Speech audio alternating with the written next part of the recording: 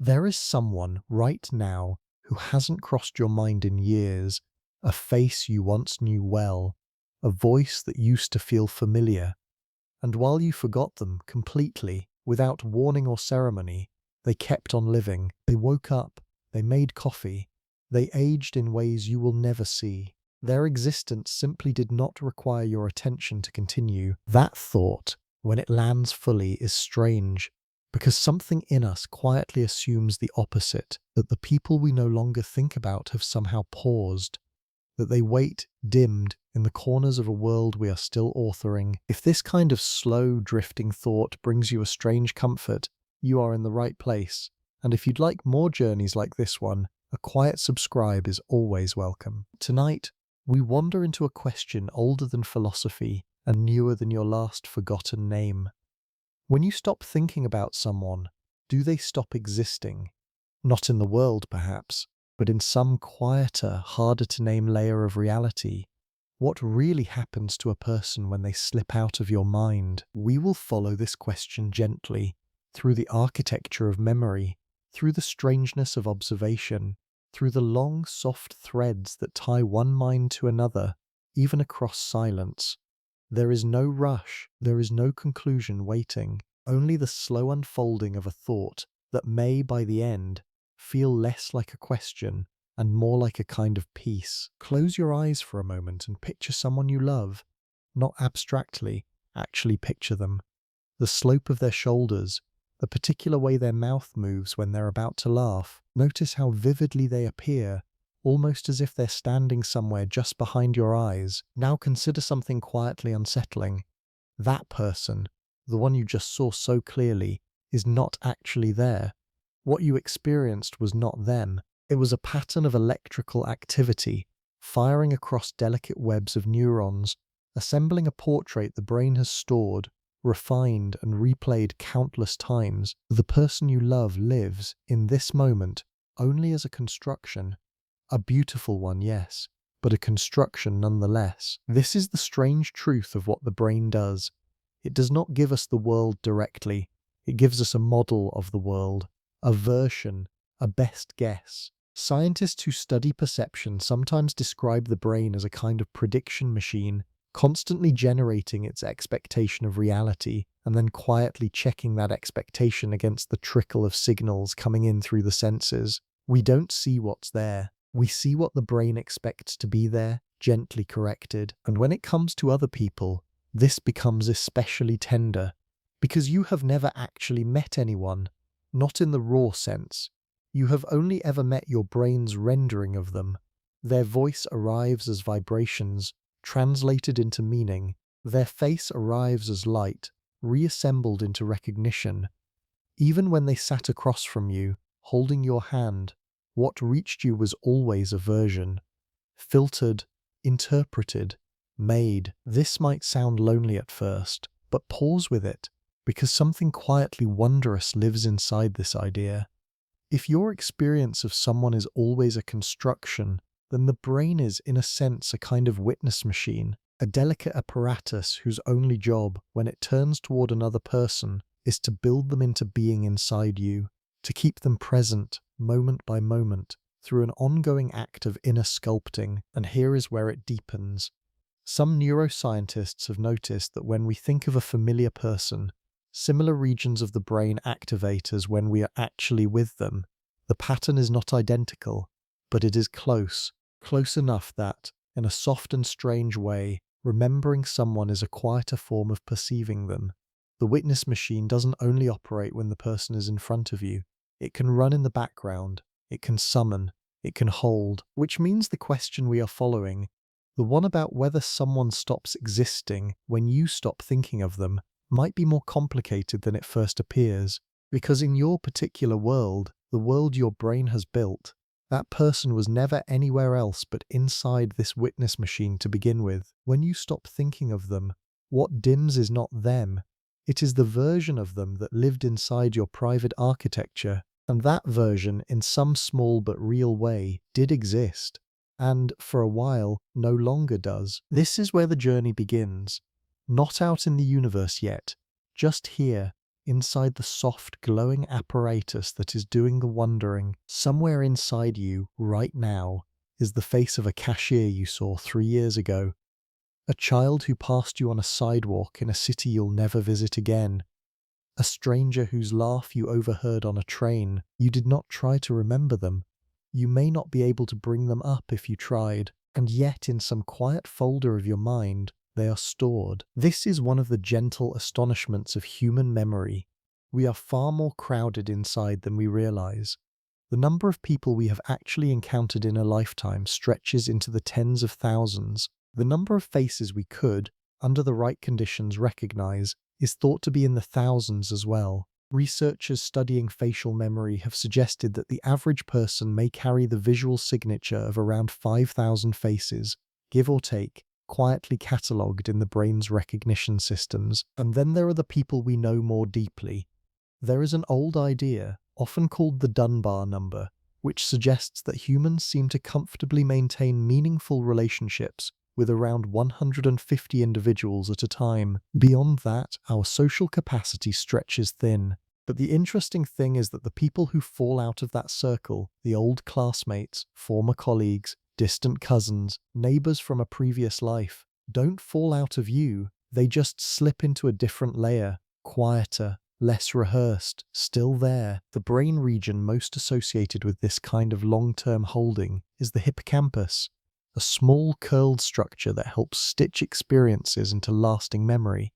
It does not store memory like a hard drive. It encodes traces, scattered across networks, that can be reassembled when something pulls them back.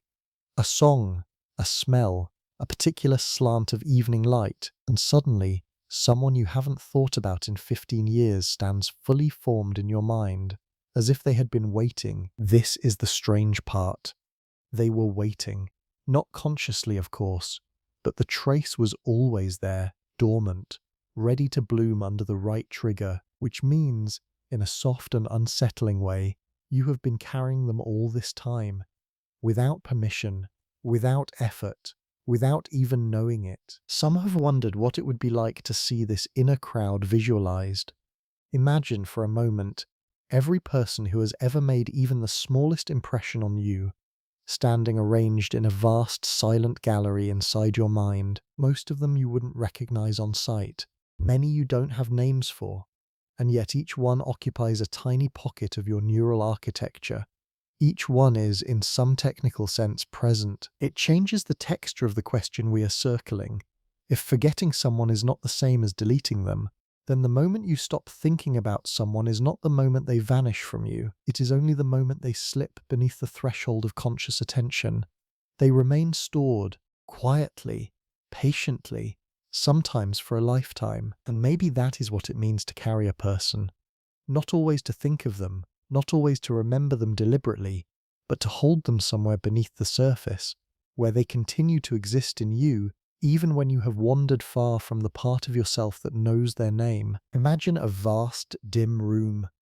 The walls are lined with thousands of small objects, faces, moments, half-remembered conversations.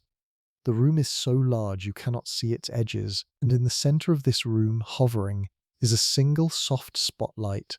Wherever the spotlight falls, something becomes vivid. Everything else recedes into shadow. This is, in a very gentle way, what attention is. Not a floodlight, not a complete illumination, a narrow, moving beam. And the strange thing about the human mind is that the spotlight is always pointed somewhere, but it can only be pointed at one thing at a time. You can test this softly, right now. As you listen, notice that you weren't paying attention to the sensation of your tongue resting in your mouth until I mentioned it. It was there the whole time. The signal was being sent. Your brain was receiving it, but your attention was elsewhere, and so the sensation lived in the dim part of the room. It existed. It just wasn't lit. Researchers who study selective attention have long been fascinated by this. There is a classic phenomenon sometimes called the cocktail party effect.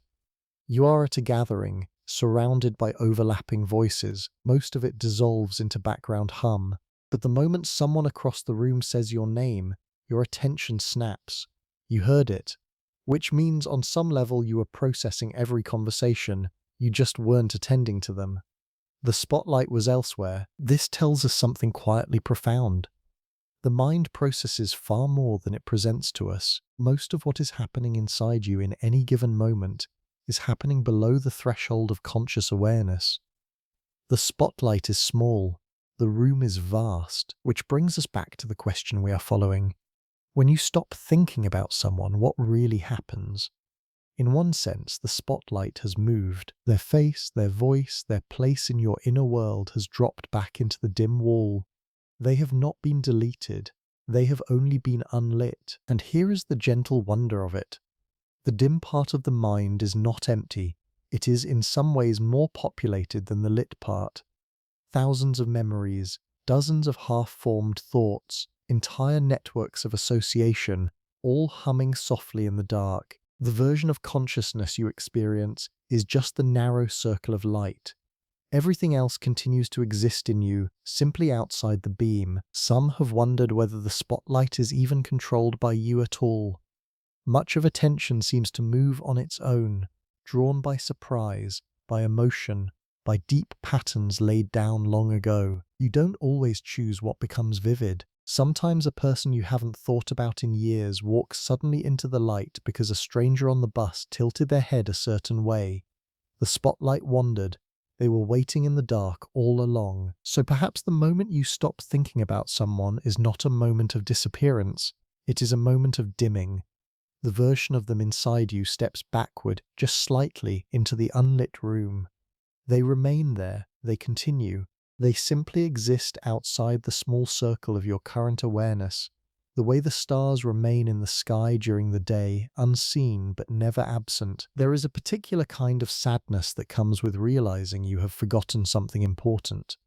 A name that used to matter, the exact sound of a laugh you once knew by heart, a face that somehow has gone soft around the edges in your mind. Forgetting can feel like a small private erasure, as if the part of you that held that memory has been quietly wiped clean. But the science of memory tells a stranger, gentler story. When neuroscientists began studying how memories are stored, they discovered something surprising. A memory is not a single fixed thing tucked away in one corner of the brain. It is a pattern, a constellation of neural connections that, when reactivated together, recreate the experience. And once a memory is formed, it does not stay frozen. Every time you remember something, the memory is rebuilt, reconsolidated, slightly altered by the version of you doing the remembering. This means memories live in flux. They breathe, they evolve, and sometimes, when they go quiet, they do not vanish. They simply stop being accessed. The pathway is still there, it is just untraveled. There is a difference then between forgetting and erasing. Forgetting, in most cases, is a problem of retrieval. The memory exists, but the route to it has overgrown. The pattern is still encoded. The neurons still hold the relational shape of that face, that voice, that afternoon. You just can't find the door anymore. This becomes especially tender when applied to people. The person you can't quite picture clearly anymore is not, in the strict sense, gone from you. Their trace is still woven through your nervous system. Sometimes a song will pull them back, suddenly and fully, as if no time had passed. The brain didn't store a copy of them. It stored a way of recognizing them. And recognition can survive long stretches of silence. There is also something quietly beautiful in this. Researchers have observed that even patients with severe amnesia, who cannot consciously recall meeting a particular person, will sometimes behave differently around that person. They might feel warmer or more cautious without knowing why. The conscious memory is unreachable, but the emotional imprint is still there, guiding behavior from beneath the surface. This suggests that we hold people on multiple layers at once. The explicit layer, where we can speak their name and describe their face. The implicit layer, where their presence has shaped our reflexes, our preferences, our small unconscious leanings. The conscious layer can fade. The implicit layer often does not. The forgotten, in this sense, are not gone. They have simply moved deeper into us. So when you stop thinking about someone, you are not severing the thread, you are letting it go slack. The thread is still attached. It still hums faintly with the residue of every shared moment, every learned association, every small thing they once taught you about being a person. They are not erased. They are quieter, held in a part of yourself that does not always speak. And perhaps this is one of the gentler answers we can offer to tonight's question. The people you have stopped thinking about have not stopped existing in you. They have only stepped into the unspoken part of who you are. And from there, in ways even you cannot trace, they continue to shape the person you are becoming. There is a kind of physics to being known by another person. When someone enters your life deeply, they don't just leave memories behind, they leave traces in the very structure of how you move, how you speak, how you respond to the world. Something in you is shaped by them, and that shape persists long after they have gone. For a long time, this was understood mostly through poetry. The idea that love, friendship, and closeness leave imprints on the soul. But in the last few decades, neuroscience has quietly begun describing the physical side of this experience. And what it has found is delicately astonishing. In the early 1990s, researchers studying the brains of macaque monkeys noticed something unexpected. Certain neurons in the motor cortex fired not only when the monkey reached for something, but also when the monkey watched another monkey reach for that same thing. The brain, in other words, did not strictly distinguish between doing and observing. It rehearsed the action of another internally, as if it were its own.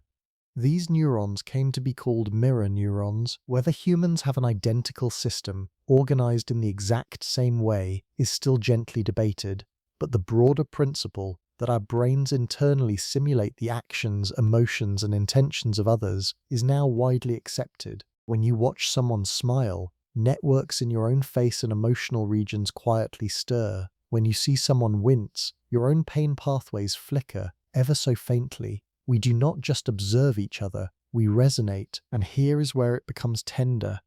Every person you have spent significant time with has, in this sense, helped shape the inner geometry of your brain. Their gestures became patterns you absorbed. Their voice became a frequency you learned to anticipate. Their way of laughing trained the muscles around your own mouth in subtle ways you cannot easily undo. They are written into the way you respond to the world. This is not metaphor. It is a slow biological residue. The people you have loved have left behind not just memories, but structural echoes, pathways, tendencies, small, well-worn grooves in the architecture of your nervous system. Some have wondered whether this is why losing someone close can feel almost physical, not just emotionally painful, but bodily. Because in a sense, part of your body had been shaped around the expectation of their continued presence, and when they leave, the shape remains. Without the person to complete it, the echo becomes a kind of ache, but the same mechanism that creates the ache also creates the persistence. When someone has restructured even a small part of who you are, they cannot fully disappear, even if you stop thinking of them, even if you forget their name, even if decades pass. The neural patterns they helped form continue to influence the way you respond, the way you read the world, the small choices you make without knowing why. In this quiet sense, every person who has ever truly entered your life has left an inscription, not on a page, not on a tombstone, on the soft electric tissue of your inner world. They walk through you still as patterns of resonance, as habits of feeling, as the particular curvature your humanity has taken because they once stood near it. And patterns like that do not vanish when attention turns elsewhere. Step outside for a moment into the night. Not in body, but in imagination. Look up at the soft scattering of lights from distant houses. Each one is a window. Behind each window, a life is unfolding. Right now, a woman is making tea. A child is half asleep. An old man is folding a letter he will never send. None of them know you exist. And until this moment, you did not know they did either. Multiply that across a city, across a continent, across the entire surface of the planet. Right now, in this exact second, around 8 billion human lives are happening. Most of them you will never witness. Most of them you will never know existed. They are eating, sleeping, grieving, laughing, dying, being born. None of it requires your attention. None of it pauses when your gaze turns away. There is something quietly humbling in this. We tend to live inside a small bubble of awareness, the few dozen people we know, the corner of the world we move through, the news that filters into our screen, and without realizing it, we begin to treat that bubble as if it were the whole of what is real. The rest becomes a kind of abstraction, a background hum, but the 8 billion are not background. Each one is, to themselves, the center of the universe. Each one is having a Tuesday afternoon. Each one is, at this exact moment, more vivid to themselves than you will ever be to them. The mathematics of this is staggering. Your existence to almost every human being alive is essentially zero, and yet you persist. You move through your day. You feel real. The same is true of every one of them. This is sometimes called the limits of human cognition. The mind simply did not evolve to hold 8 billion individuals as fully real at once. We can grasp the small tribe, the neighborhood, the familiar circle. Beyond that, our sense of others begins to flatten. Statistics replace faces. Numbers replace stories. It is not cruelty. It is the soft ceiling of what a single mind can carry. But here is the wonder. Their unawareness of you does not diminish you, and your unawareness of them does not diminish them. The vast, unwitnessed lives unfolding across the world continue, fully and richly, without any need for a viewer outside themselves. They are not waiting in shadow until someone notices. They are simply happening. This dissolves something quietly. The assumption that being thought of is what keeps a person real. Because if that were true, almost no one would qualify. Almost every human being, in any given moment, is unthought of by almost everyone else. And yet they exist, vividly, completely, in their own center. So when you stop thinking about someone, you are not removing them from the world. You are merely returning them to the natural condition of almost every life on Earth. Unwitnessed by you, fully witnessed by themselves, continuing in the soft, ordinary persistence that requires no outside gaze to sustain it. And perhaps this is the first gentle hint of an answer. The question of whether others stop existing when we stop thinking of them may rest on a quiet assumption that is not quite true, that our attention is the source of their being, when in fact it never was. It was only ever a small light, briefly turned in their direction. There is a question that has been wandering through human thought for centuries, dressed in different clothes, asked in different rooms, but always pointing toward the same quiet mystery. If a tree falls in a forest, and no one is there to hear it, does it make a sound? You have probably heard this before. It is one of those questions that sounds simple, almost childish, until you sit with it for a while, and then it begins to open, like a small door you didn't know was there. The physics of it is actually quite clear. When a tree falls, it disturbs the air around it. The trunk strikes the ground, the branches snap, and waves of pressure ripple outward through the atmosphere in expanding spheres of vibration. These pressure waves are real, they are measurable. A microphone left in the empty forest would record them. Squirrels would hear them. The wind itself would carry them, fading, until they dissolved into the general hum of the world. So in one sense, the answer is yes. Of course the tree makes a sound. The vibrations exist whether or not anyone is there. But here is where the question quietly turns. Because sound, as we usually mean it, is not just vibration. Sound is the experience of vibration. It is what happens when those pressure waves enter an ear, are translated into nerve signals, and are interpreted by a brain into the particular felt quality we call hearing. Without an ear, without a listener, there are no notes, no crash, no music, only motion in air. So the falling tree creates the conditions for sound, but not sound itself. This small distinction is more important than it first appears, because it reveals a hidden seam in our usual way of thinking. We tend to assume the world comes pre-packaged with its qualities. That sound exists in the air. That color exists on the surface of objects. That taste lives inside the food. But none of these are quite true. The vibrations exist. The light wavelengths exist. the molecules exist, but sound, color, and taste in the felt sense are created in the encounter between the world and a perceiving mind, which means a forest without listeners is a strange place, full of motion, full of physics, but quiet, in the only sense of quiet that has ever mattered to us. Some have wondered whether the same logic might apply to other people.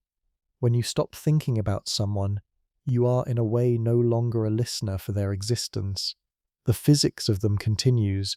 Their body moves through space, their atoms keep dancing, their lungs continue their slow rhythm, but the version of them that lived as an experience inside you, the felt sense of them, has gone quiet, not because they have vanished, but because the encounter has paused. There is something gentle in seeing the falling tree this way. It does not deny that anything is real. It only suggests that some of what we call reality is not simply out there, waiting. It is made partly in the meeting between a world and a witness. The tree does its falling, the forest does its rustling, but the sound, in the way you mean it when you say the word, lives in the soft space where vibration meets the open chamber of a listening mind. In the early 1700s, an Irish thinker named George Berkeley sat down and proposed something that, on first hearing, sounds almost absurd. He suggested that to be is to be perceived, that the existence of a thing depends, in some essential way, on its being observed. The chair you are sitting in, he might say, is not simply there because it is made of wood and atoms. It is there in any meaningful sense because it is being perceived by you, by the room, by, in his particular framing, the awareness of something larger than any single mind. This idea is sometimes called idealism, though that word carries many meanings. The version Berkeley offered was a kind of soft philosophical proposal. He was not denying that the world is real. He was suggesting that the kind of reality the world has is more dependent on minds than we usually assume. When most people hear this for the first time, they smile and walk away. It sounds like a clever puzzle, not a serious description of how things are. After all, the chair clearly remains in the room when you leave. The trees outside continue to grow when no one is looking. The mountains have been there for millions of years before any human eye turned toward them. So the idea that existence requires perception seems easy to dismiss. And yet, the question never quite goes away, because Berkeley wasn't really arguing that things vanish when unseen. He was pointing at something stranger. He was noticing that all we ever have, all anyone has ever had, is experience. Everything we know about the world comes through perception. The chair, the tree, the mountain, the stars, all of it reaches us as patterns inside awareness. We have no direct access to a world outside experience. We only have the experience itself. And once you sit with that quietly, the question becomes harder to brush away. What exactly is the world like when no mind is in contact with it? We can describe it, we can model it, we can predict it, but we cannot actually meet it apart from experience, because the moment we meet it, experience is already there. This is not quite the same as saying the world depends on us. It is more like noticing that the kind of world we can ever know is always a world entangled with perception. The unperceived world, if there is such a thing, is something we can only point at from the outside. We cannot enter it without bringing perception with us. Modern philosophy, especially the branch called phenomenology, picked up this thread in its own way.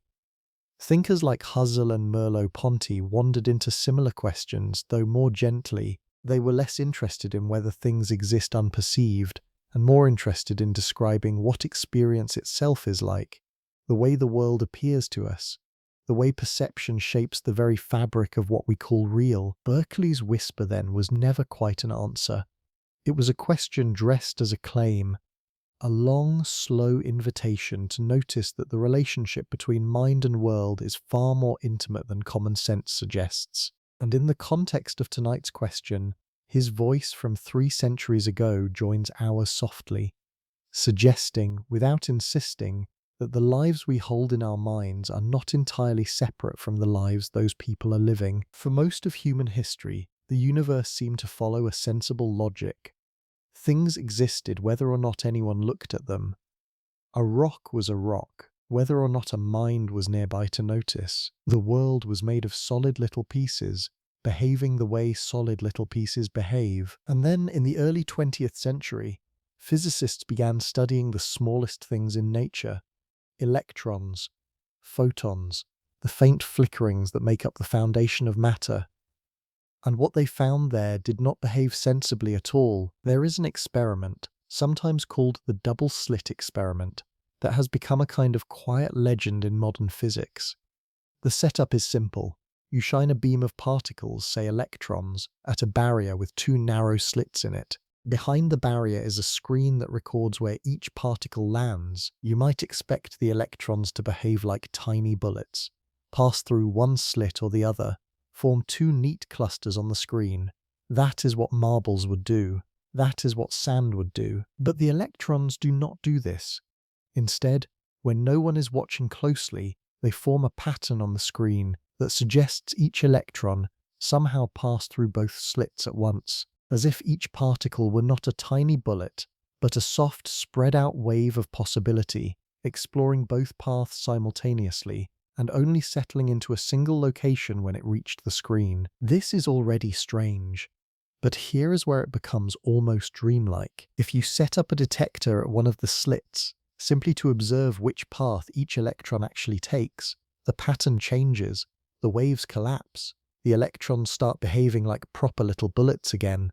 One slit or the other, no more dual passage. The mere act of measurement, of observing, seems to shift what the particles do. Physicists have run versions of this experiment for over a century. The results are robust, the strangeness is real, and the question of why observation seems to matter so much at this scale is sometimes called the measurement problem. It remains, even now, deeply unresolved. Now, it is important to move gently here. Some popular descriptions stretch this experiment too far, suggesting that human consciousness creates reality, that the universe needs a watcher to exist. That is not what the experiment actually shows. Most physicists believe that observation in this context refers to any interaction with the measuring environment, not necessarily a conscious mind.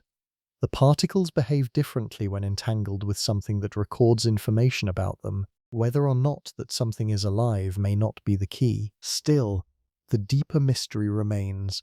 At the smallest scales, the world does not seem to be made of definite things waiting to be noticed.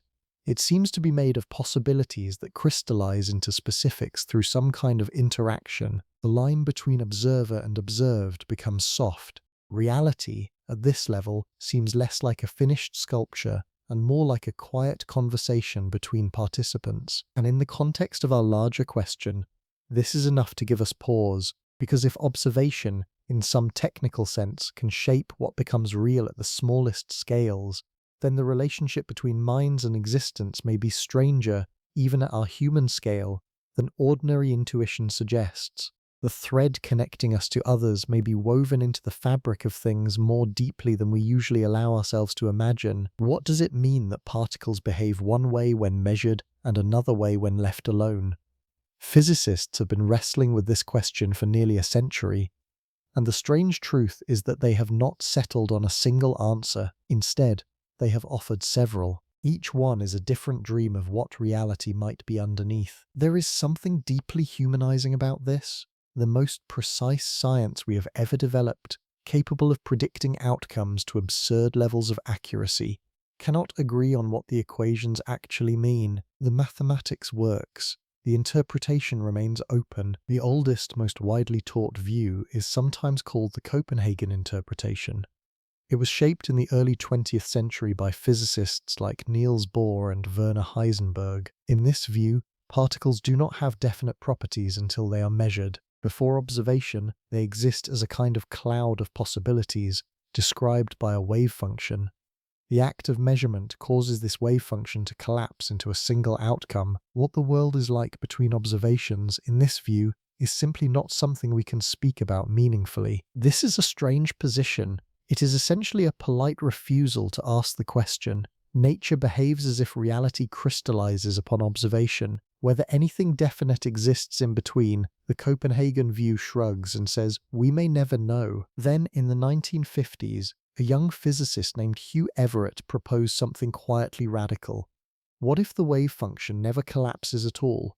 What if every possible outcome of every quantum event actually happens but in separate branches of reality? This is sometimes called the many worlds interpretation. In this picture, there is no special role for the observer.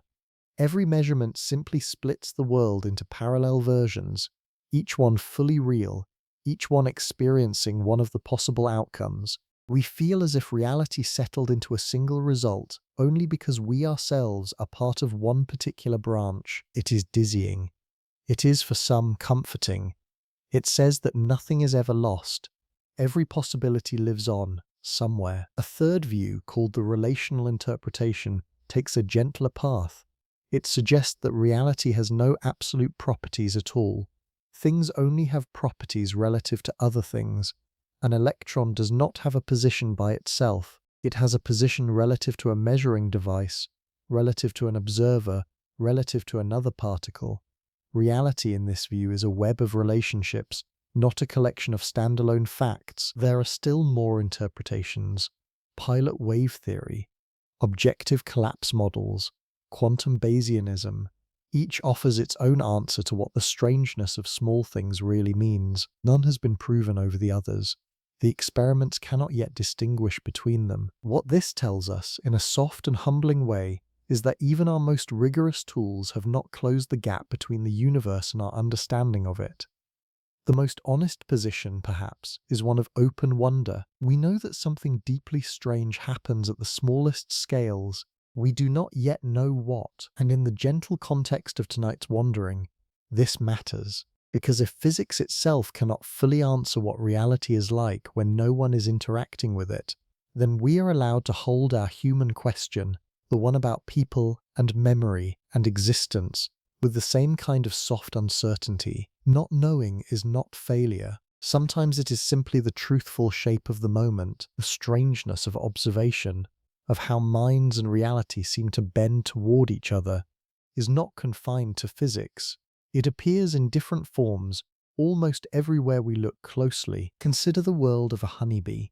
A bee can see colors that human eyes simply cannot perceive.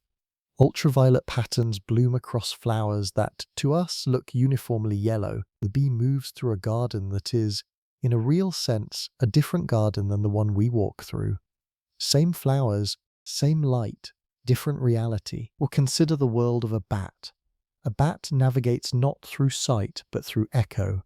It builds a three-dimensional map of its environment from the returning vibrations of its own calls. The cave the bat experiences, with its rich, sculpted geometry of sound, is something no human has ever felt. We can describe it, we can imagine it, but we cannot enter it. A biologist named Jacob von Uexküll, working in the early 20th century, gave this idea a name. He called the perceptual world of an organism its Umwelt.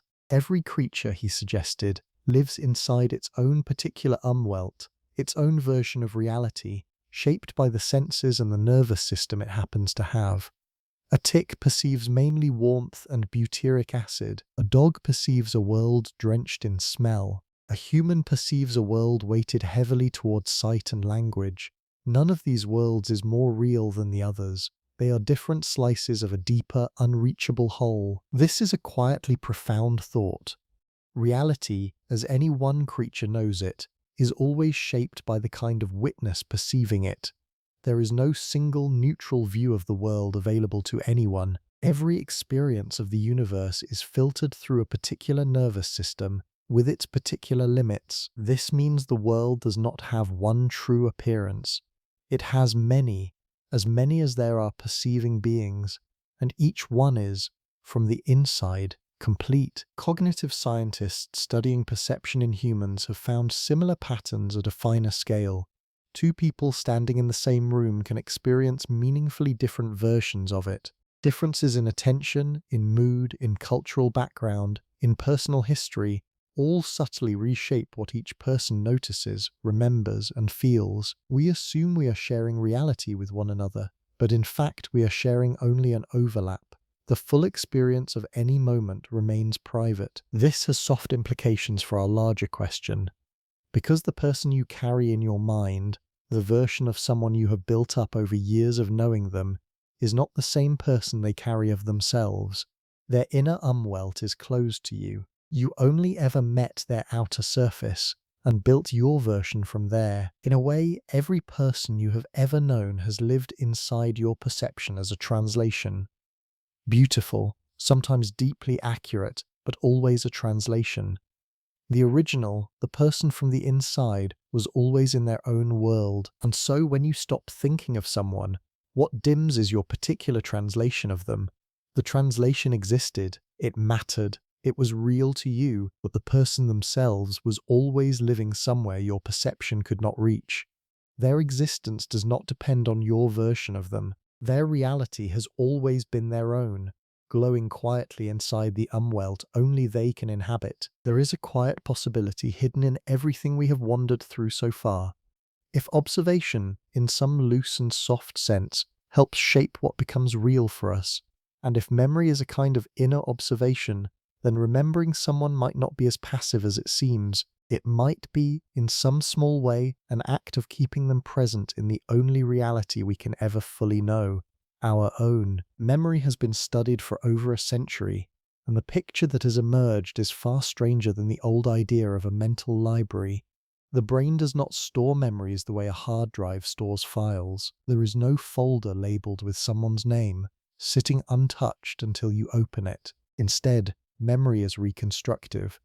Every time you remember someone, your brain reassembles them from scattered fragments, a trace of a smile from one network, the pattern of a voice from another, a particular emotional flavor from somewhere else entirely. This means that to remember someone is to rebuild them, again and again inside the soft architecture of consciousness.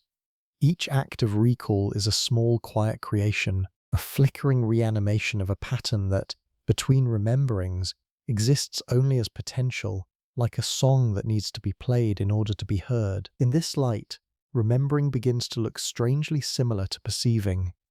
Both involve the brain assembling a coherent experience out of fragments. Both involve attention. Both make something become vivid inside the mind. The main difference is the source. Perception draws from incoming signals. Memory draws from stored patterns.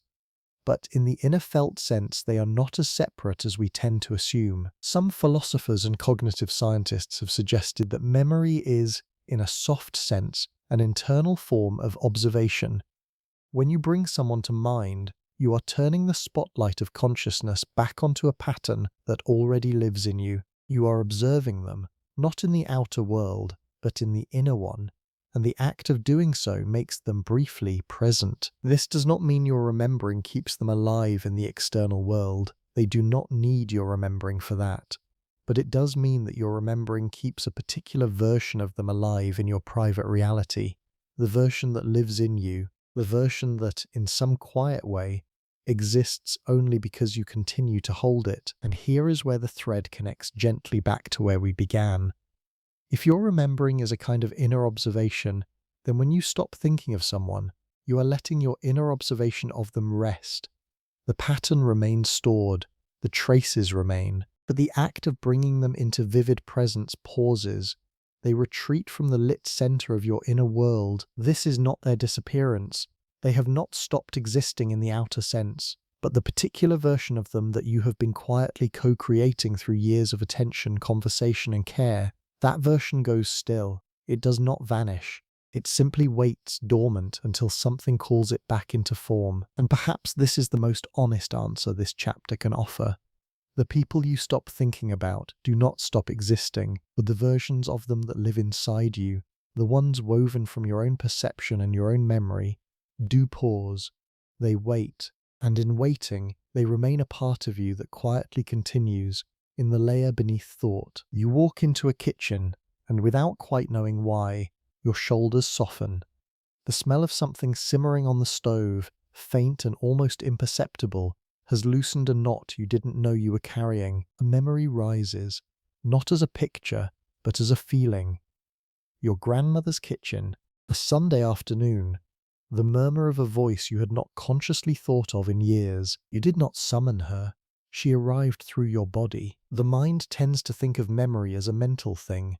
Names, faces, stories we can tell ourselves. But beneath that surface layer lives a deeper, older form of remembering. One that has nothing to do with words or pictures. It lives in posture, in reflex, in the involuntary tightening of the chest when a particular cologne drifts by, in the way your hands seem to know how to braid hair or tie a shoelace a certain way, long after you have forgotten who taught you. Neuroscientists sometimes call this implicit memory. It is the part of remembering that does not pass through conscious awareness. Procedural memory, the kind that lets you ride a bicycle without thinking, is one form of it. Emotional memory, the kind that makes your stomach drop at a tone of voice you cannot place, is another. These memories are not stored in the same regions as the explicit ones. They live in part in the cerebellum, in the basal ganglia, in the soft loops between the limbic system and the body itself. And because they are stored differently, they survive differently. People with severe amnesia, who cannot recall meeting someone they have spent weeks with, will still flinch around someone who once startled them. They cannot say why. The implicit memory has bypassed the conscious layer entirely. The body knows, the mind does not. This means that the people who have shaped you live in places you cannot easily access. Not as memories you can recite, but as ways of moving through the world. The angle of your handshake may have been taught to you by a parent you no longer remember as clearly as you once did. The particular cadence of your laugh may carry traces of someone you knew in childhood. The way you hold your spine when you are tired may echo the posture of someone who once held you when you were small. You are, in a quiet sense, a kind of living archive, walking through the world, carrying within your gestures the influence of every person who ever shaped them, most of it invisible, even to yourself. Researchers studying somatic memory, the memory held in the body, have found that emotional experiences leave physiological imprints that can outlast conscious recall. The smell of a particular flower can spike your heart rate years before you remember why. A certain voice on a recording can produce a sudden tightness in the throat before your conscious mind has identified the speaker. The body's memory does not wait for explanation, it responds. This is one of the gentle reasons that letting go of someone is rarely a clean act. Even when the mind succeeds in setting them down, the body continues, for a long time, to keep their shape. The reflexes remain, the expectations remain, the small automatic movements that were once oriented around their presence remain, even when the presence is gone. So when you stop thinking about someone, the thinking stops, but the holding does not. The body, in its quieter, more ancient way, continues to remember. It carries them as posture, as habit, as the soft residue of every shared moment. They live in you not as thoughts, but as the particular shape your life has taken because they once touched it. And patterns of that depth do not vanish, they wait, they breathe, they remain. There is a strange and beautiful idea that has been quietly emerging in biology over the last few decades. The people who came before you, the ones whose names you may never have known, may still be living inside you in a way more literal than memory. For a long time, the textbook view was simple. You inherit genes from your parents. Those genes are essentially fixed. The experiences your ancestors had, the famines they survived, the losses they endured, the joys they tasted, were not passed down. Each generation began fresh, biologically speaking. But then researchers began studying something called epigenetics. The prefix epi means above or upon, and epigenetics refers to chemical marks that sit on top of your DNA, not changing the genetic code itself, but influencing which genes are turned on and which are quieted. And here is where it becomes tender. These marks can sometimes be shaped by experience, stress, nutrition, trauma, long periods of safety or its absence. And in some studies, these epigenetic patterns appear to be passed, in subtle ways, from one generation to the next. Studies of the descendants of Holocaust survivors have shown patterns of stress response that seem to echo the experiences of their parents and grandparents. Studies of communities that endured famine have suggested that the children and grandchildren of those who went hungry sometimes carry altered metabolic tendencies, as if the body remembered a scarcity it had never personally faced. The science here is still developing. The findings are still gently debated, the mechanisms are still being worked out, but the broader picture is hard to dismiss. We are not the clean, blank starting points we sometimes imagine ourselves to be. We are layered. We carry, in our cells, the soft residue of lives that came before us. This is not the same as carrying conscious memory. You do not remember your great-grandmother's hardest winter. You did not live through it, but something in your biology may still, in subtle ways, be responding to it. Your stress system may be slightly more vigilant because hers had to be. Your body may handle calories a little differently because hers learned to make use of less. In this sense, the people in your lineage are not just historical figures. They are quiet biological presences. They live in the soft chemistry around your genes. They are part of the tuning of your nervous system. The you that exists now is, in some real way, a continuation of them. This idea ripples gently into our larger question. If existence persists in molecular echoes, then the people who shaped your line did not entirely disappear when they died. Part of them continues, woven into the biological inheritance of every descendant. The grandmother you never met may be quietly present in the way your body responds to autumn light. The ancestor whose name has long since been forgotten may live on as a small bias in how your cells respond to stress. And while this is far from the popular meaning of survival, it is also not nothing. It is a soft form of persistence, slower than memory, quieter than story, but real in the way that biology is real. In this light, the people we carry are not only the ones we remember, they are also the ones we have inherited without knowing. The genetics of connection stretches backward across generations and forward through the long unfolding chain of those who will come after us. We are passing them on even now without trying. They live in us, we will live in others. The thread continues, even when no single mind is holding it. There is a quiet principle that runs through much of modern physics, and once you notice it, it shifts the way you think about loss. Information, in some deep sense, does not seem to disappear from the universe. This sounds abstract at first, so let us settle into it gently. When you light a match and then blow it out, the match seems to be gone. The wood charred, the light extinguished, but physically nothing has truly vanished. The atoms that made up the match are still here, rearranged into smoke, ash, and warm air. The energy that was released has spread outward into the surrounding world. Nothing has been deleted, it has only been transformed and dispersed. Physicists describe this with a soft technical idea. The fundamental laws of physics, as best we currently understand them, are reversible. Given enough information about the present state of any system, you could, in principle, reconstruct its past. Nothing is truly erased. It is only spread out, scrambled, made harder to read. But the information remains. This becomes especially strange when we think about light. Every photon, every tiny packet of light, carries information about its source. When a candle flickers, photons leave it in every direction, traveling outward at the speed of light. Some of them are absorbed quickly, some travel for hours, some, if the conditions are right, escape into deep space, where they continue traveling for years, for centuries, for millennia, which means, in a soft and almost dreamlike way, the light that once bounced off your grandmother's face on the day you sat beside her as a child is still out there.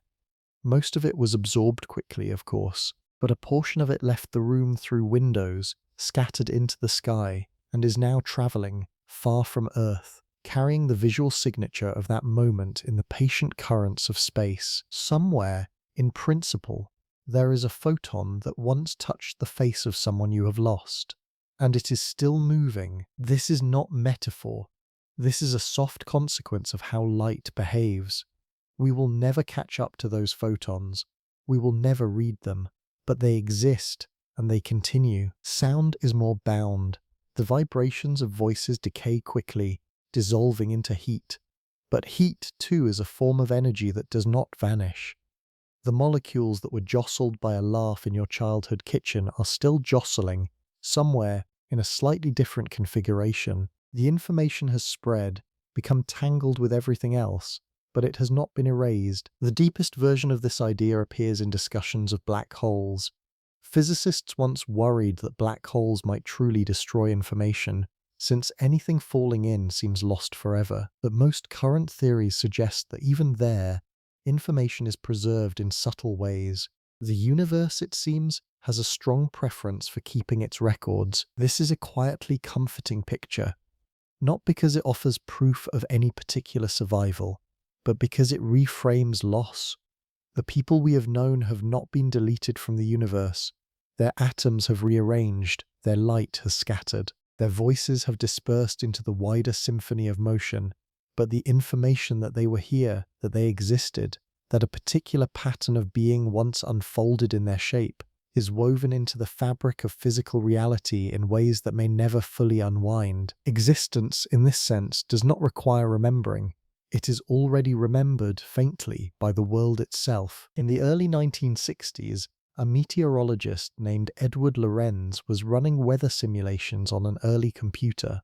To save time one afternoon, he rounded one of his input numbers slightly, expecting that such a tiny change would produce only a tiny change in the result. Instead, the entire simulated weather pattern came out completely different. A small rounding, barely visible to the human eye, had reshaped the future of the model entirely. This quiet accident gave birth to what we now call chaos theory. The technical name is sensitive dependence on initial conditions.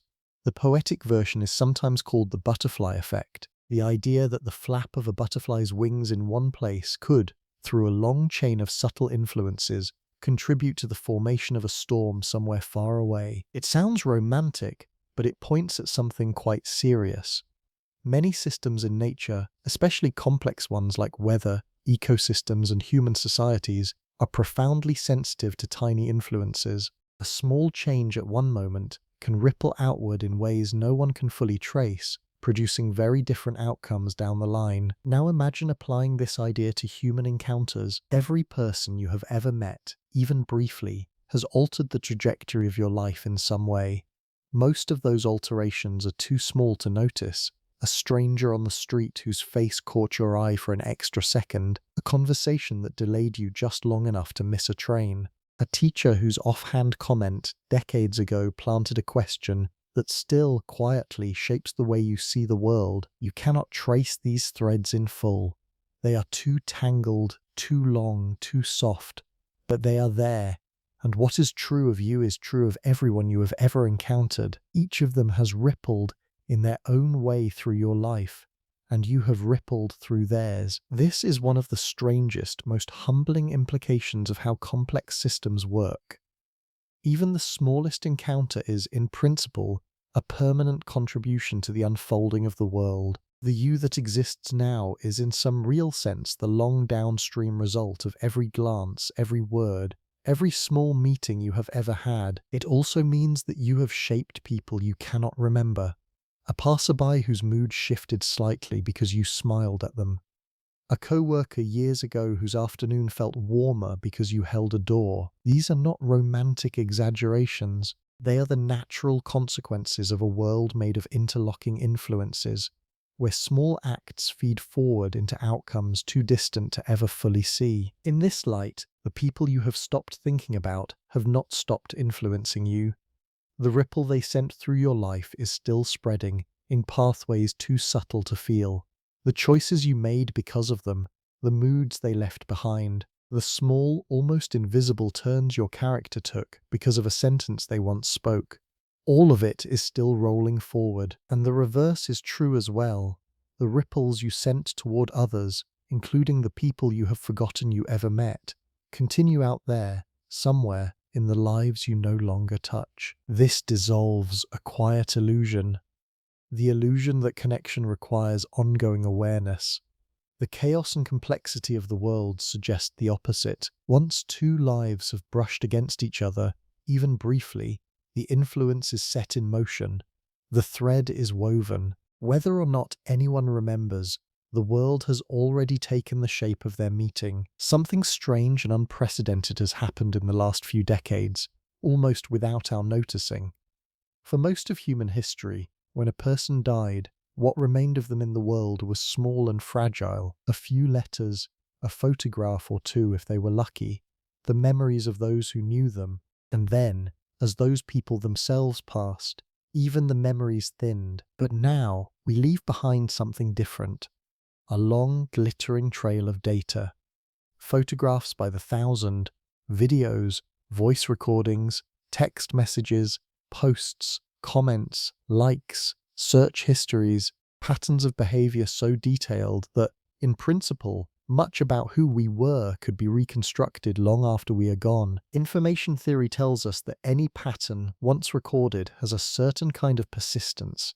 A photograph, stored digitally, can be copied an unlimited number of times without loss. A voice recording, properly preserved, can outlast every person who ever knew the voice in person.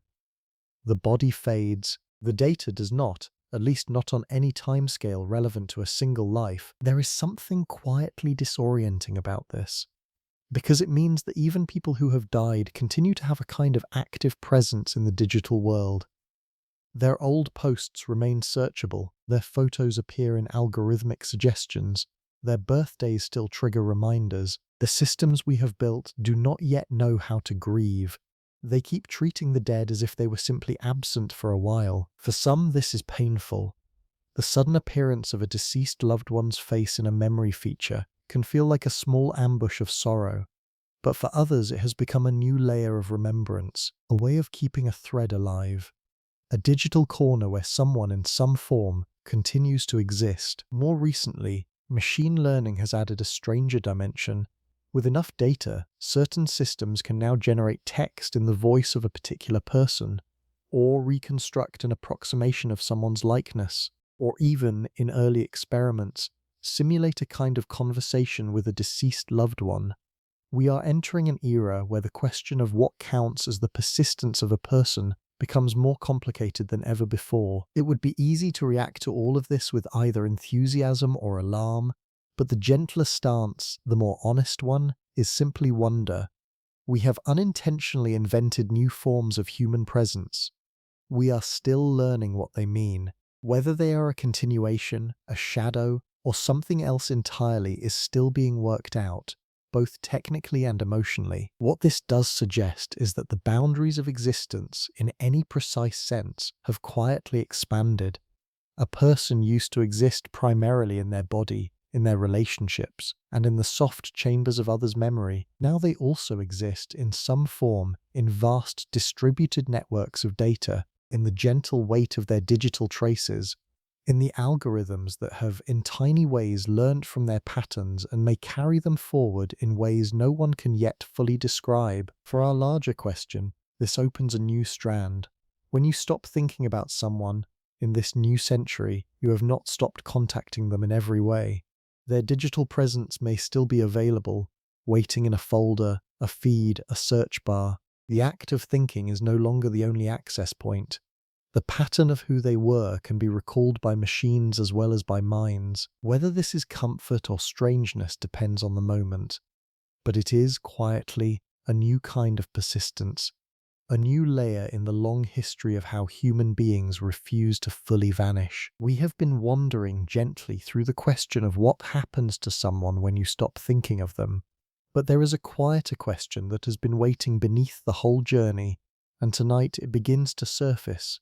Who exactly is the one doing the thinking? It feels obvious at first. You are. There is a you somewhere inside your head, sitting in the soft center of awareness, observing thoughts as they pass. Sometimes you summon a memory, sometimes one arrives unbidden. Either way, you assume there is a single watcher, a consistent self, who is the source of all this remembering and forgetting. But when neuroscientists look closely at the brain, they do not find this watcher. They find networks. They find regions activating in patterns. They find consciousness arising somehow out of the orchestration of countless small processes, none of which by itself contains a person. One particular network has become a quiet star in modern research. It is called the default mode network. It tends to activate when you are not focused on the outside world, when your mind wanders, when you daydream, when you remember the past or imagine the future. It is also strongly involved in thinking about other people, in constructing narratives about yourself, and in generating the felt sense of being a self at all. In a way, the default mode network is part of what stitches together the experience of being you.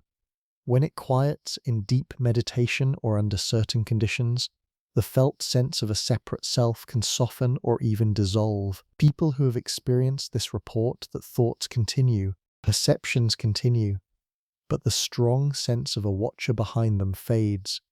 There is just thinking without a clear thinker. This is unsettling to consider, but it points at something important. The self we usually take for granted may be less like a solid object and more like an ongoing process, a flickering construction assembled moment by moment that gives us the impression of continuity, a useful illusion perhaps, a helpful narrative the brain tells itself. Philosophers have long suggested something similar.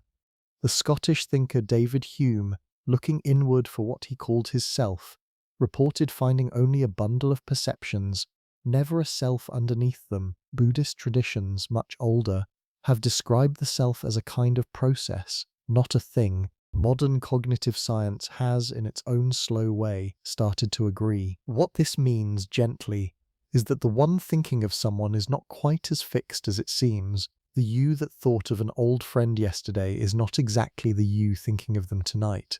The neural patterns are different, the mood is different, the wider context is different. Even your sense of self in this moment is a fresh construction just barely arrived. So when we ask, what happens when you stop thinking about someone, we are asking a question that already contains a strange assumption. We are assuming there is a stable you who can think, or stop thinking of others, but the you doing the asking is itself flickering, changing, being rebuilt continually. This is not a problem. It is, in a strange way, a quiet liberation. Because if the self is a process, then so is its remembering, so is its forgetting, so is its way of holding others. None of it is as fixed as we feared, and whatever happens to the people we stop thinking of, it is being witnessed or unwatched by a self that is itself a soft, ongoing construction, gently dreaming itself into being from one moment to the next. If the self is more of a process than a thing, then it follows that the inner image of any other person is not a single, unified picture either. It is many. Try this gently. Bring to mind someone you have known for a long time, a parent, a sibling, a close friend. Notice that you do not actually have one image of them. You have layers, the version of them from childhood, the version from a particular hard year, the version from a recent conversation, the version that exists in your dreams, which is sometimes a slightly different person altogether. These are not separate memories filed neatly side by side.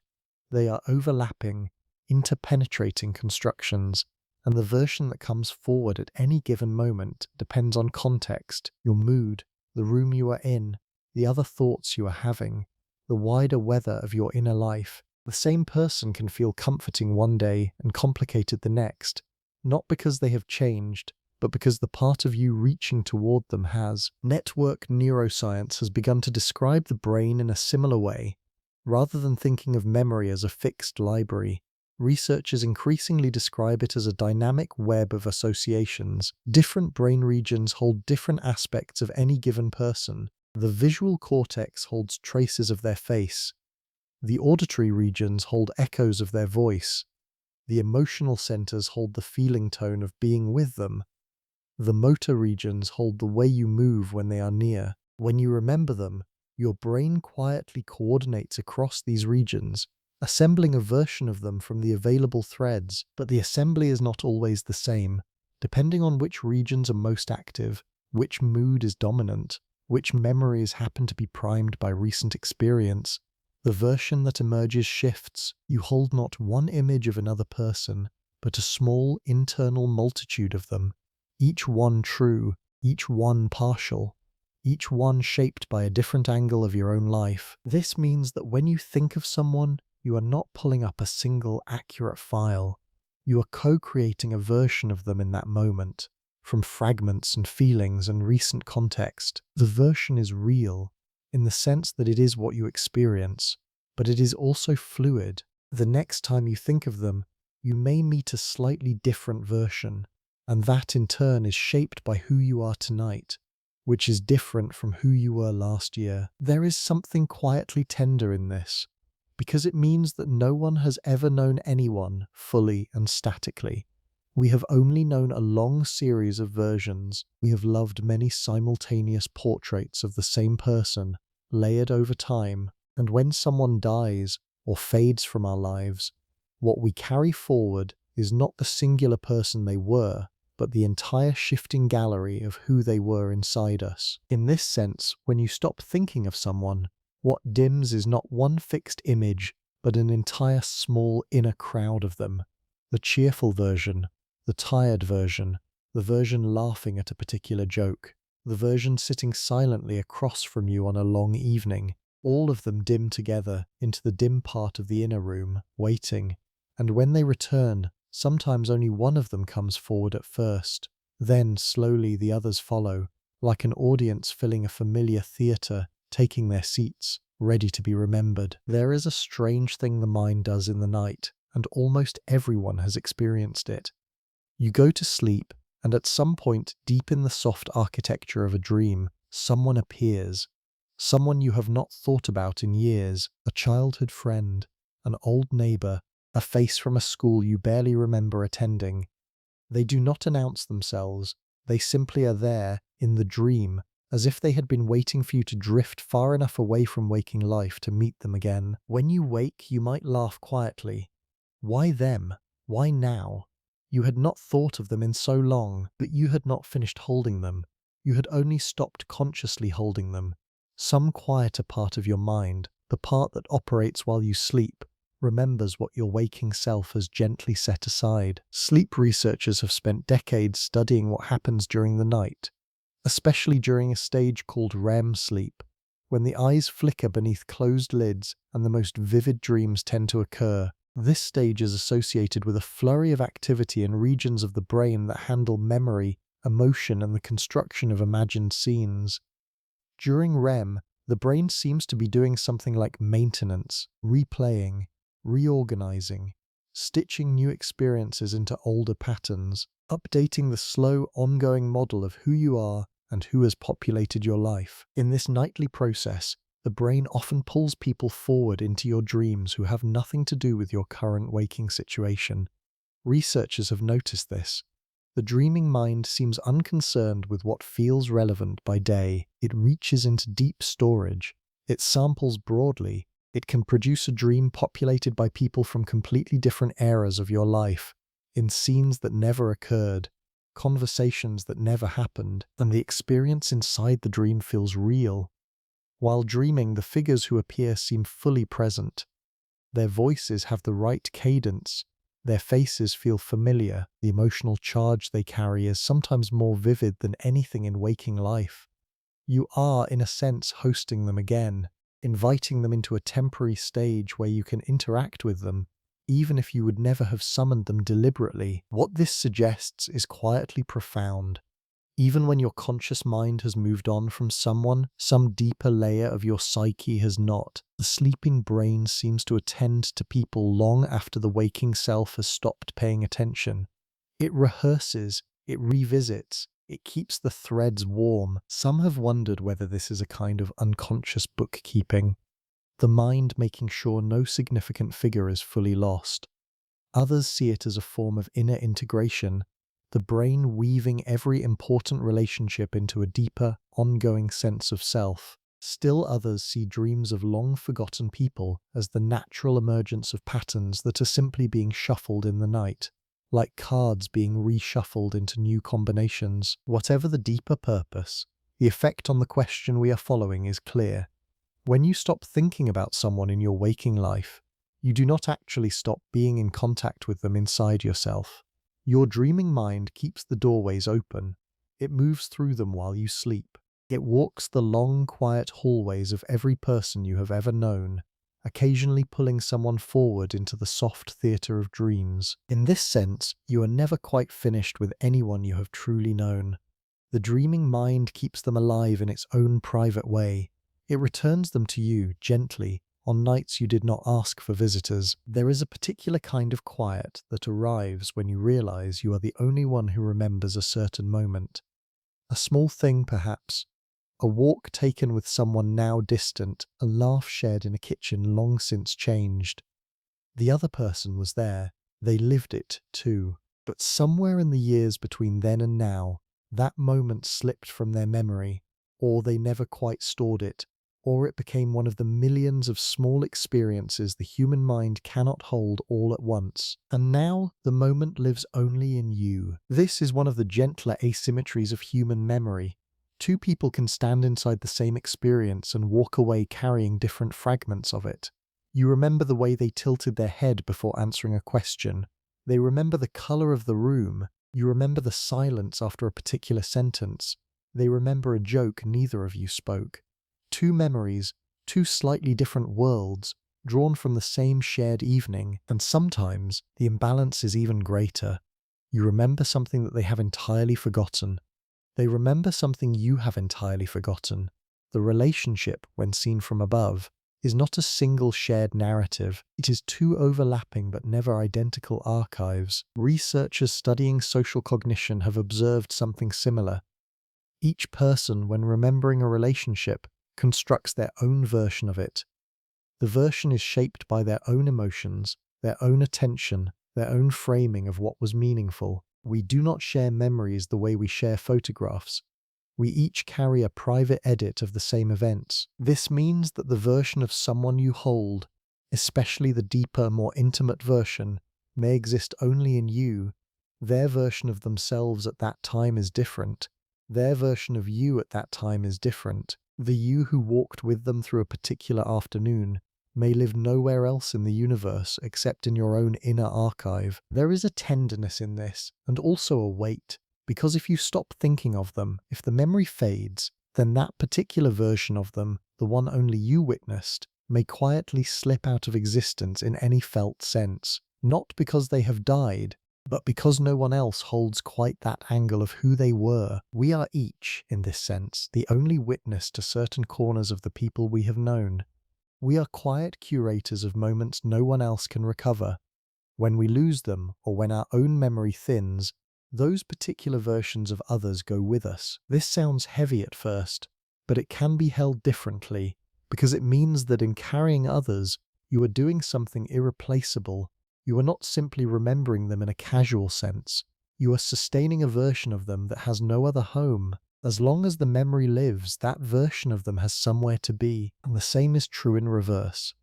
Somewhere, right now, someone you may have forgotten carries a particular version of you.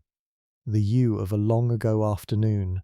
The you who said something offhand that they have never let go. That version of you exists primarily inside them. They are the witness to a corner of you that you no longer remember being. So when you stop thinking of someone, what fades is not them. It is one private window onto them. The window was real. The view through it mattered, and the gentle weight of having held it, even temporarily, is part of what it means to share a world with other minds. Try a small thing. Bring to mind someone you love who is not in the room. Picture them. Feel, just briefly, what it is like to hold them in mind. Notice that something in your body has shifted. Perhaps a softening around your chest. Perhaps a slight warmth behind the eyes. Perhaps an almost imperceptible easing of the muscles in your face. The act of thinking about them is not just mental, it is physiological. Your nervous system has responded. Affective neuroscience, the study of how emotions move through the brain and body, has explored this for decades. When you think of a loved one, regions of the brain involved in social bonding, attachment, and reward begin to stir. Hormones such as oxytocin can subtly shift. Heart rate variability can change. Pain perception can soften. The mere act of holding someone in mind produces measurable physical effects, even when that person is nowhere near. This means that thinking of someone is not as ghostly as it sounds. It is a real, embodied event. Something happens inside you. Your body is, in some sense, in contact with them even when they are far away. Studies on long-distance attachment have explored related questions. Couples separated by oceans, parents thinking of children abroad, friends remembering each other across years of silence, all show patterns suggesting that the brain treats thought of a loved one as a partial form of presence, not the same as being together, but not nothing either, a kind of distant internal companionship. Some researchers have explored even stranger edges of this.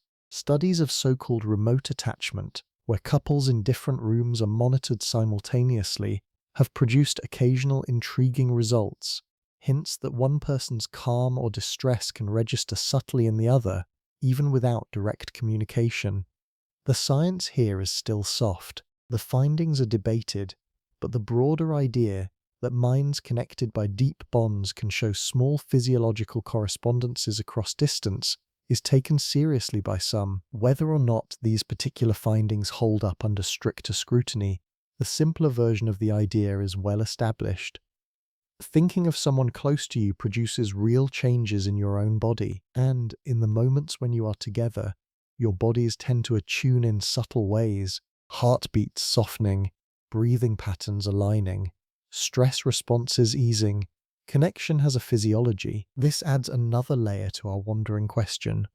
When you think of someone, especially someone you love, you are not simply running an internal slideshow. You are activating a soft echo of being with them, a small embodied presence, a felt acknowledgement. So what happens when you stop thinking of them? You stop running that particular echo. The active form of inner presence pauses, but the body, as we have seen before, does not entirely let go. The patterns that they helped form remain. The tuning of your nervous system around their presence remains. Even when you are not actively thinking, the soft architecture of attachment continues beneath the surface. In some quiet way, then, the loved ones we carry are never fully absent from our bodies, even when they are absent from our thoughts. They live in us as patterns, as tunings, as the soft physiology of having been close. And this is, perhaps, one of the gentler answers we can offer tonight. The people we have truly loved have not been waiting in some distant chamber to be remembered. They have been all along inside the way our bodies move through the world. Their presence in us does not depend on whether we are currently thinking of them. It is more permanent than that. Deeper, quieter, continuous. Step outward in imagination, far beyond the planet, past the moon, past the outer planets, past the heliopause where the sun's influence finally fades into interstellar space. Continue outward, through light years of darkness, past stars no human has ever named, into galaxies whose light has been traveling toward us for billions of years. Most of the universe is not being witnessed by anyone. There are regions of space so vast and so empty that no eye has ever looked into them. There are stars that have lived and died without any conscious being noticing their flicker. There are entire galaxies whose light has been quietly traveling through nothingness for unimaginable spans of time, with nothing aware to receive it. The cosmos, by every available measurement, is overwhelmingly unobserved, and yet by all the evidence we have, it is unfolding regardless.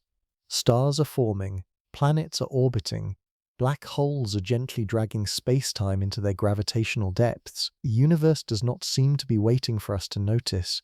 It does not pause when our telescopes turn elsewhere. It does not soften when no one is looking. This is a deeply humbling thought, because the human assumption that observation is somehow central to existence becomes harder to hold when faced with the cosmic scale. If the universe truly required witnesses, then almost all of it would be in some strange limbo, since almost none of it is being witnessed by anyone. Cosmologists wonder gently at this. Some have proposed what is called the anthropic principle, which simply notes that the universe must, at least somewhere, have the conditions for observers to exist, because here we are observing it. That does not mean the universe was made for us. It only means that any universe complex enough to ask the question must, by definition, contain the kind of beings who can ask. The principle is more a quiet observation about logic than a claim about cosmic purpose, but it does highlight the strangeness of our situation. We are tiny, brief, and rare. The universe is vast, old, and overwhelmingly empty. If existence depended on conscious attention, almost nothing would qualify. This suggests, gently, that existence does not depend on conscious attention.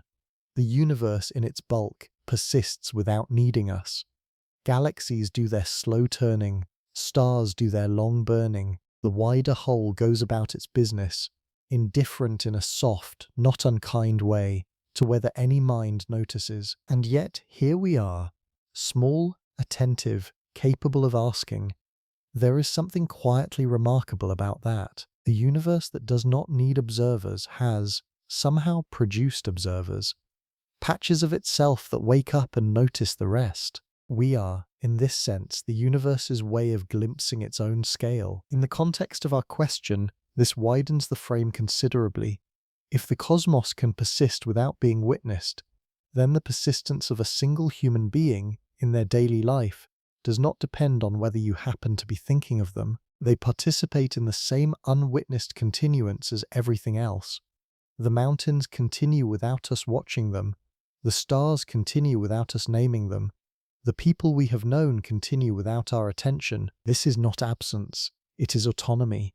The world does not need our gaze to be real, and neither do the people in it. Their existence, however near or far it may feel from us, rests on a foundation older and wider than any single mind. There is a quiet view in philosophy that has been around for a very long time, and it offers a gentle counterweight to the strangeness we have been exploring. It is sometimes called realism, the view that things exist in their own right, independently of whether or not anyone is perceiving them. Most of the universe is not being witnessed by any human being, yet that does not necessarily mean it is unwitnessed. Human awareness is only one small form of observation within a reality far greater than ourselves. In this view, the room you are in continues to exist when you leave.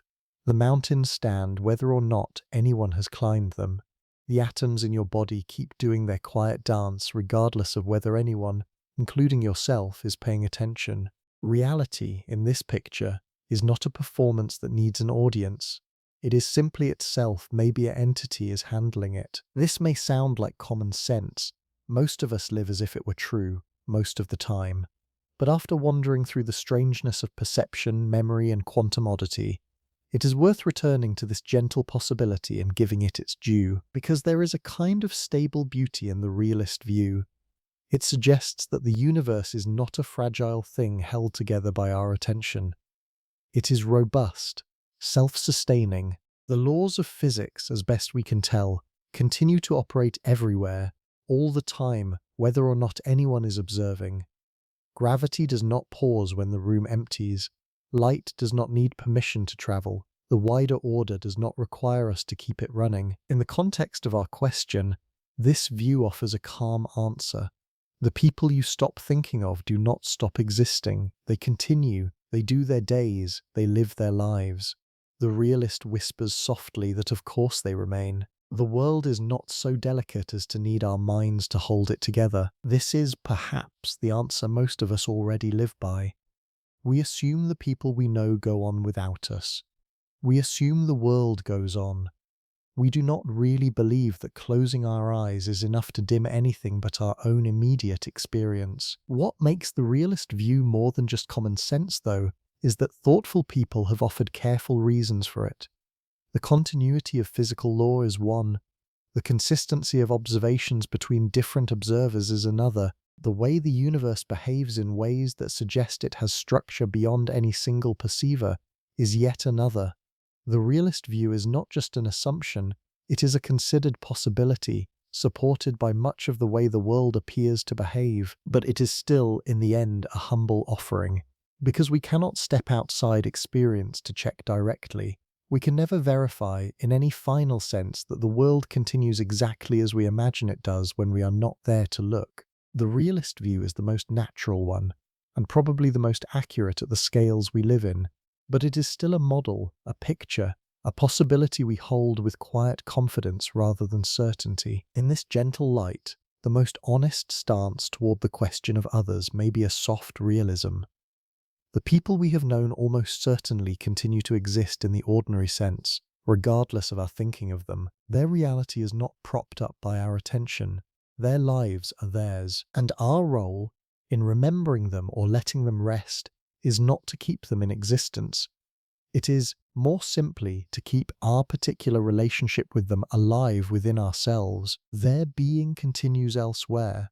Our holding of them is its own small, private thing. There is a particular kind of quiet that lives between certainty and dismissal, a territory most of us pass through quickly, eager to land on one side or the other.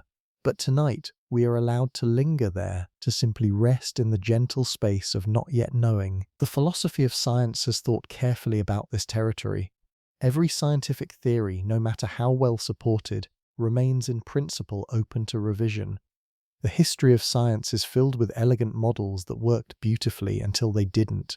Newton's gravity worked perfectly until it failed at extreme scales. Classical physics worked perfectly until it could not explain the strange behavior of the very small. Each step forward did not erase the old understanding, but it did remind us that confidence has limits. This is sometimes called the provisional nature of scientific knowledge. Even our best theories are working drafts. They are the most accurate descriptions we have at the moment, and we hold them tightly enough to use them, but loosely enough to revise them when better evidence arrives. The honest scientist is comfortable in the soft space of approximate truth. Philosophers have long noticed something similar about deeper questions. The big questions, about consciousness, about existence, about meaning, may simply lie beyond the reach of empirical investigation altogether, not because they are unimportant, but because the tools of measurement and observation may not be the right tools for them. Some questions can be approached, circled, illuminated, but never fully closed. The question we have been following tonight is one of these. We do not know, in any final sense, what happens to someone when no one is thinking of them. We have explored what science suggests. We have explored what philosophy suggests. We have explored what physics, biology, and the study of mind seem to whisper. But we have not, and probably cannot, arrive at a single, settled answer. And this is not failure. It is the truthful shape of the question. Some have learned to find peace here, to rest in what one philosopher called negative capability, the ability to dwell in uncertainty without irritably reaching for an answer. The mind, when it tries to force closure on questions that cannot be closed, becomes tight, anxious. The mind that allows itself to remain open, to hold the question without insisting on resolution, can become spacious, curious, almost serene. In contemplative neuroscience, there is gentle evidence that practices which involve resting in open awareness without demanding answers or conclusions are associated with calmer states of the nervous system. The brain seems to find its own kind of relief in being allowed to not know. So perhaps tonight is an invitation to inhabit that softer territory, not to decide whether others stop existing when we stop thinking of them, not to commit to one of the many possible answers, but to simply hold the question, lightly, the way you might hold something fragile in cupped hands, letting it be what it is, letting it remain alive without forcing it to land. The silence between knowing and not knowing is not empty. It is full of possibility. It is the quiet ground where wonder lives, and the gentlest minds, the ones who sleep most peacefully with the great mysteries, are often those who have learnt to rest there without struggle. For the rest of this journey, then, we are not asking for an answer. We are simply staying with the question, and letting the staying itself become a kind of soft, contemplative companionship. There is a strange idea quietly held by some physicists, and it has a way of changing how we think about persistence. It is sometimes called the block universe view. In ordinary experience, time feels like a river. The past is gone. The future has not yet arrived. Only the present is real. We move forward through time, leaving behind one moment after another, like footsteps fading on a shore. But many physicists, especially those who work with the equations of relativity, see things differently. In the mathematics of space-time, past, present, and future do not have the sharp distinctions our experience suggests. All of time, in some interpretations, can be thought of as a single vast four-dimensional structure. The block, every moment that has ever happened, and perhaps every moment that ever will, exists somewhere within this structure. Time does not flow, it simply is. This is a deeply counterintuitive view. It contradicts the obvious feel of our lives. and yet it is mathematically natural. The equations do not single out a present, they treat all moments as equally real. Most physicists are careful here. The block universe is one interpretation of the math. There are others. The flow of time may be more than illusion. Our experience of past, present, and future may reflect something deeply real about the nature of reality. The debate is far from settled, but it is worth holding the block view gently, just long enough to notice what it implies. If every moment that has ever happened still exists somewhere in the structure of time, then no moment is ever truly lost. Every afternoon you spent with someone you have lost, every laugh you shared, every conversation you cannot fully remember, every minor encounter with a passing stranger, all of these moments in this view remain, not in your memory, not in any easily accessible way, but as enduring features of the structure of space-time itself. The person you knew at 12 still exists, in this view, at 12. The grandfather you remember as old still exists. Somewhere in the block, as a young man you never met, the afternoon you barely remember from a Tuesday in some forgotten year still exists. In this view, exactly as it was. This is not survival in the usual sense. It is not consciousness continuing. It is more like the permanence of moments. The idea that what once was real does not become unreal simply because the present has moved on. For our question tonight, this offers a quietly beautiful possibility. If the block view holds, then when you stop thinking of someone, the moments you shared with them are not erased. They persist. The you of those moments, the them of those moments, the texture of the room you were in, all of it remains, in some sense, woven permanently into the fabric of time. This is a soft answer, not a proof, not even a strong claim, just one of the possible shapes reality might take. Some physicists believe it. Some find it less convincing than other views. The debate continues. But for a contemplative mind drifting towards sleep, it offers a gentle thought to hold. The people you have known have not simply slipped into non-existence as the present moved past them. The moments in which they were here, the moments in which you were here with them, may still be quietly real, in a corner of time that does not require anyone's attention to continue being. After all this wandering, after all the science and philosophy and the soft turning of the question between our hands, there is something we have not quite said yet. Something that lives beneath the question itself. When someone asks whether others stop existing when no one is thinking of them, the question is not really about others. It is about the asker. It is about what we long for, what we fear, what we hope might be true. Most of us at some point have felt the small ache of being unthought of, a birthday quietly passing without acknowledgement, a long silence from someone we used to be close to, the unsettling realization that life moves on for others while we stand still, hoping to be remembered. In these moments, the world feels colder, as if our existence depends, in some subtle way, on being held in someone else's mind. And so we sometimes ask, perhaps without realizing it, whether the people we love are experiencing the same uncertainty.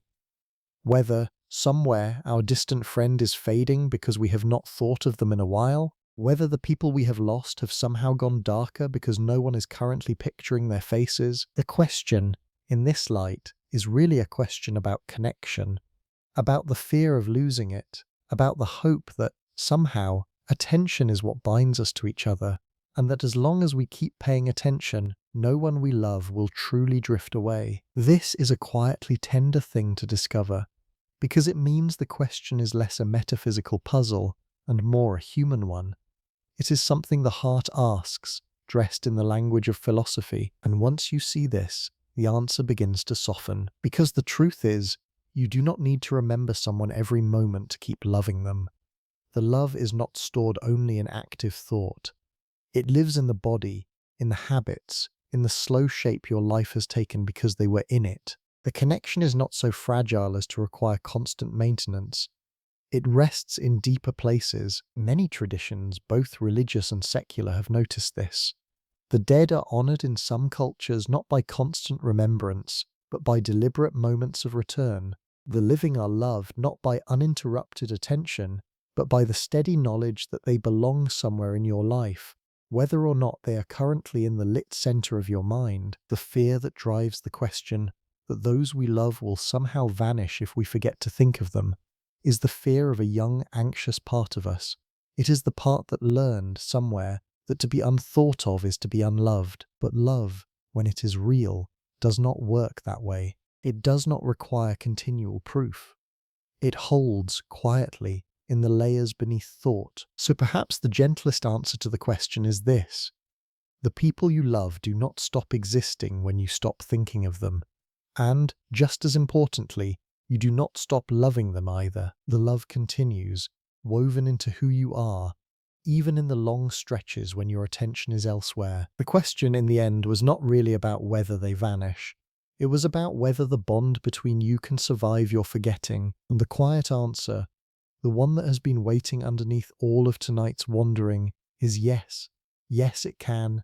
Yes, it does. The thread holds, even in silence. We have moved through many possible answers tonight. Some from neuroscience, some from physics, some from philosophy, some from the soft territory of intuition and feeling. None of them on its own has closed the question. Each of them has only widened it gently, and perhaps this is the truest gift the question has to offer. Not an answer, but the slow, quiet permission to live without one. Contemplative neuroscience has noticed something interesting about minds that practice resting in open awareness without striving for resolution. They tend to grow calmer over time. The default networks of constant inner narration soften, the body's stress responses ease, a kind of spaciousness opens, where thoughts can come and go without each one being chased to its conclusion. It seems that the mind, freed from the demand to know, can finally rest, and this is what the question of others ultimately invites us to do. Not to solve, not to settle, but to rest inside a mystery that is older than us and wider than our reach. The people we love continue, in ways we may never fully understand. They live in the world, they live in us, they live in the soft echoes of moments that may, in some sense, never fully disappear. Whether or not we can prove any of this, we can hold it gently. There is comfort in this kind of holding. The mind does not need certainty to find peace. It only needs to stop fighting its own not knowing. And so, as the journey turns toward its quiet end, we are not closing the question. We are simply setting it down, gently, the way one might set down a beautiful, fragile thing at the end of a long evening. Not because we are done with it, but because it has done its work for tonight. It has wandered with us. It has shown us its many faces, and now it can rest beside us as we begin to rest as well. The mystery remains, the wonder remains, the soft persistence of all those we have known remains, in whatever form it takes. And the quiet truth that not knowing can itself be a form of peace begins to settle, like a hand on the chest, slow and warm and unhurried. For most of tonight, we have looked outward. We have wondered about others, whether they persist, whether they fade, whether our forgetting changes what they are. But there is a quiet thought worth turning toward now, because right now, somewhere, someone is thinking of you. Maybe it is a parent, half awake in another time zone, picturing your face. Maybe it is an old friend who came across an old photograph and paused. Maybe it is someone you barely remember meeting, but whose small interaction with you years ago has stayed with them in ways neither of you could have predicted. Somewhere, in some quiet room, you are being held in another mind. Research on social bonding has shown, again and again, that humans carry one another in ways that go beyond active contact. The brain is shaped to keep important others available in memory, in feeling, in the quiet background of our inner lives. We are species built for long, distributed connection. This means that even when you feel alone, you are not unaccompanied. You exist in many minds you cannot see into.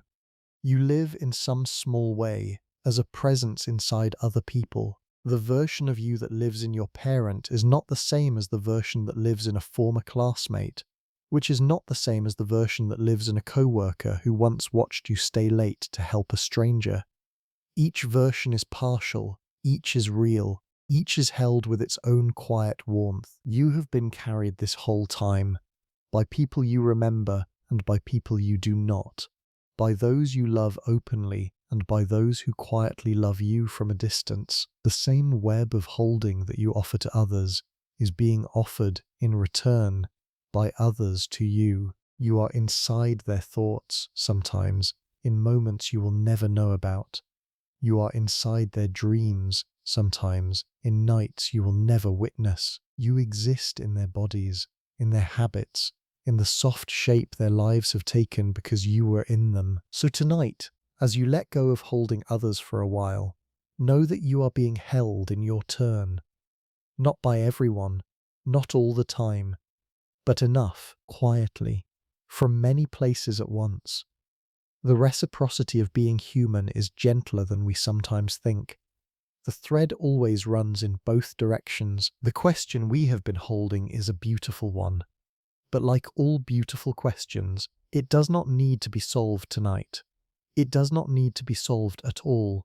It can simply rest beside you, as you also rest. Mindfulness research has explored what happens when the mind learns to release its grip on inquiry. When thinking is allowed to soften, without being suppressed, the body responds, the breath deepens, the shoulders lower, the heart rate slows. The nervous system, which has been quietly preparing for difficulty, begins to understand that no difficulty is required in this moment. This is the physiology of cognitive release. The brain is not turning off. It is simply stepping back from active problem solving and entering a quieter mode of awareness. The kind that the body needs every day in order to repair itself. The kind that prepares us for sleep. So gently now, allow the question to rest. The people who have been moving through your mind tonight can step back into the soft, dim chambers of inner memory. They are not gone, they are simply waiting, as they always have been. Quiet, patient, held in you. The thinking can ease, the wondering can ease. There will be other nights for wondering, other quiet hours for following the strange and beautiful questions that drift through human minds. Tonight, the work has been done. The question has been honored. It can be set down with care like a small light placed on a shelf for the morning. You do not have to solve anything. You do not have to resolve anything. You do not have to remember anyone in particular, or to make sure anyone is being remembered well enough. The world will continue. The people in it will continue. The threads that bind you to others will hold, whether or not you are currently tending them. Notice, if you wish, the simple weight of your body, the way it has been carrying you through this whole listening, the way it does not require any further effort from you to keep doing what it knows how to do. The breath comes, the breath goes, the heart continues its slow, quiet labor. None of it asks for your attention. You are allowed to let go of holding. You are allowed to let the question rest. You are allowed to let yourself rest alongside it in the soft, unhurried hours that are waiting. And so we come to the edge of the journey, not to a conclusion. There has never been one, only to the slow, soft place where the thinking ends and the resting begins. If others stop existing when we stop thinking of them, we will probably never know for sure. If they continue undimmed by our forgetting, we will probably never prove it. The question will remain, gently, somewhere beneath the surface of every life that wonders about other lives. And that is all right. Some questions are meant to be lived with, not answered. What remains when the wondering quiets is this: the moment you are in, the breath you are taking, the soft weight of the body resting in whatever stillness it has found, the room around you, dim and patient, the night outside, vast and indifferent in its kind way. This, right here, whether or not the people you love are continuing somewhere beyond your thought of them, the love itself is here. Whether or not the universe needs witnesses to remain real, this small witness, you, is here for a little while longer. Whether or not memory is a form of observation, this moment of awareness is real enough to rest inside. You do not need to hold anyone tonight. You do not need to remember anyone tonight. You do not need to be remembered by anyone tonight. The threads that connect you to others are already woven. They do not require your tending in this hour. They will hold while you sleep. They have been holding all along. Let the wider quiet have you now. Let it carry the question for a while. Let it carry the people. Let it carry the small ache of being a single finite mind in a world that is so much larger than any one mind can hold. The quiet is gentle. The quiet is patient. The quiet has always been here, waiting underneath every thought. Breathe slowly. Once, again. Allow yourself to soften towards sleep. The journey is done. The question rests beside you. The people you carry are safe in whatever way they are. The you that is carrying them is allowed now to be carried too, by the body, by the breath, by the great soft quiet that holds everything, including this thought, and the next, and the slow dissolving end of even this one. Rest. The wider quiet has you, and that is enough.